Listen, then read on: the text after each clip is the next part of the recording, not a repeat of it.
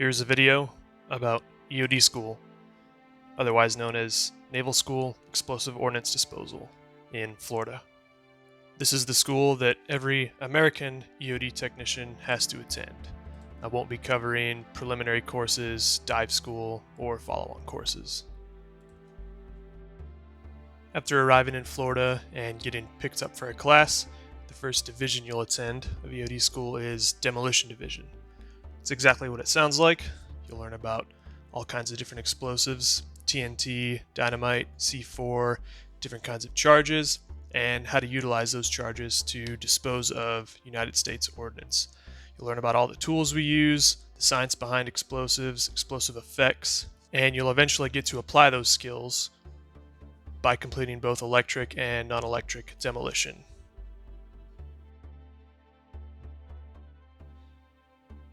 After a few weeks of demo, you'll move on to the Tools Division. Tools is a pretty fun division. You'll get to learn all about EOD-specific tools, how to use them, and how to apply them. More specifically, you'll learn about the 50 cal, the rocket wrench, and the tape and line method of disarming a bomb. When I say 50 cal, I don't mean like the machine gun. It's quite literally a 50 caliber round shoved inside of a pipe that shoots a projectile at the fuse of an ordnance item and disarms it.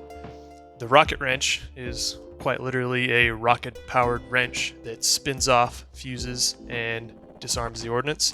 And the tape and line method is a guy walking down range with a reel of rope, a wrench, some tape, and some stakes and a sledgehammer, and he rigs up a little contraption that diffuses whatever ordnance item he's working on. It's a pretty cool method.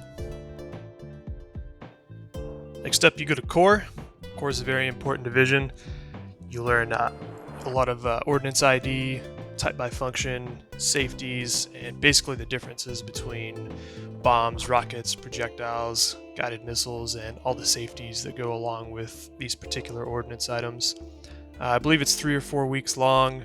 The biggest thing I remember about this division is it is a lot of classroom instruction. You spend a lot of time sitting in a class, listening to an instructor ramble on about stuff that's pretty hard to remember.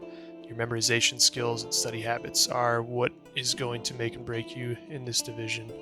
Luckily, a little bit later on in the division, you do actually get to go outside and learn stuff and perform tasks. You get to do, I believe it's recon and ordnance ID tests outside. So it's not too much time in the classroom once you get to that point, but it is a struggle getting all the way there. If you make it through Core, you'll find yourself in Ground Ordnance Division, or just Ground. Once you get to this point in school, a lot of people start struggling, and that's because it's the first chance you get to combine everything that you've learned in the past. Everything you learned in demo, all the tools you learned how to use, and all the smarts you learned in Core will be combined, and you will be tested on those in Ground Division, along with everything that you will learn in this division. When I went through, they started off with grenades, and then you moved on to rockets and projectiles, and then landmines. They have some other things sprinkled in here and there too. You learn how to use like plaster Paris and some other miscellaneous tools that are applicable to the division. You also start seeing a lot of foreign stuff, so it's not just American ordnance that you have to worry about. It's Japanese, Chinese, old Soviet, Nazi Germany, anywhere you can think of. Next up after Ground is Air Division. Air Division encompasses, you guessed it, ordnance that comes from the air. Bombs, guided missiles, and dispensers and payloads. You start working on aircraft in this division. It's kind of cool. You'll get to go up to the aircraft. They have real trainers out there that you can get your hands on and run problems on.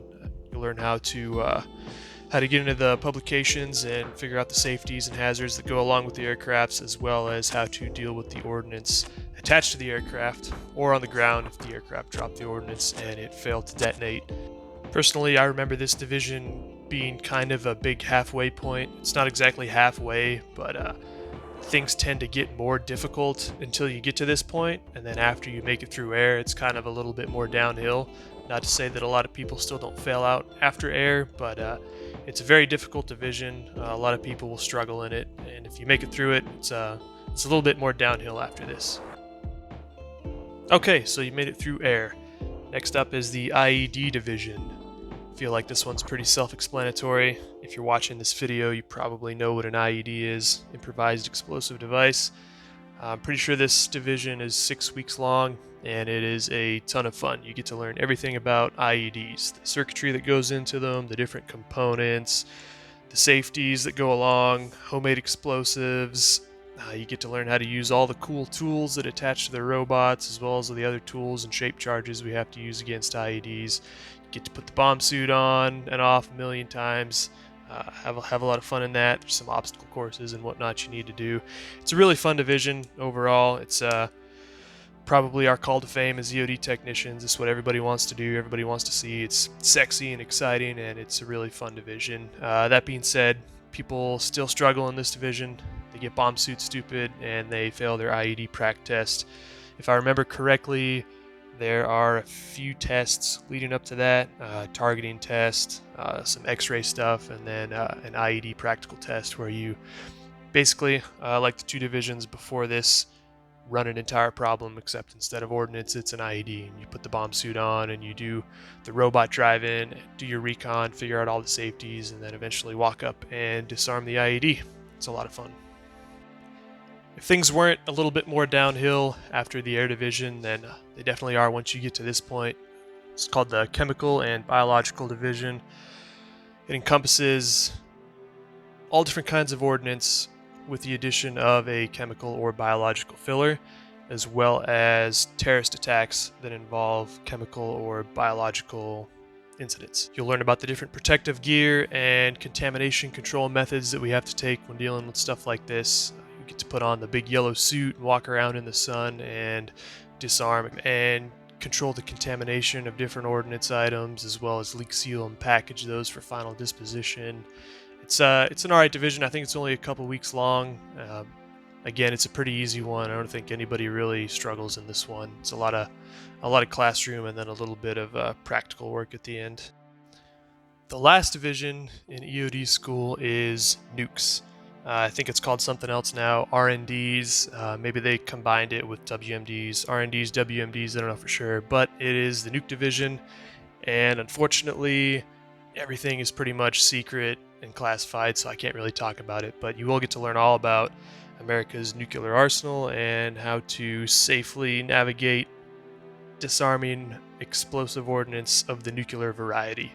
It's a pretty cool division. It's about a month long, I believe. At this point, it's all pretty downhill. You've kind of made it. There are still several tests that you have to take, so again, that being said, don't take it too lightly, but you've pretty much made it at this point, and you're almost out the door, so congratulations. Final tips and advice on EOD School. I do believe it is the second most difficult school in the DoD. That being said, don't quit. Help out your fellow students, both in class and on the PT field. Be in good shape. Take care of the little things. Take every possible advantage you have to study. Have the utmost respect for your instructors. Be confident. Don't second guess yourself.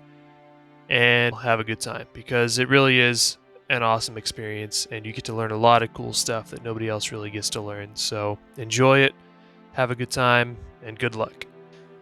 If you have any questions, feel free to email me at the email associated with this account. Again, I did not cover any preliminary schools, EOD selection at Shepherd Air Force Base, the Army selection at Fort Leonard Wood, getting recruited, MEPS, qualifiers, disqualifiers, dive school, or anything of that nature. And I'd be happy to answer that via email.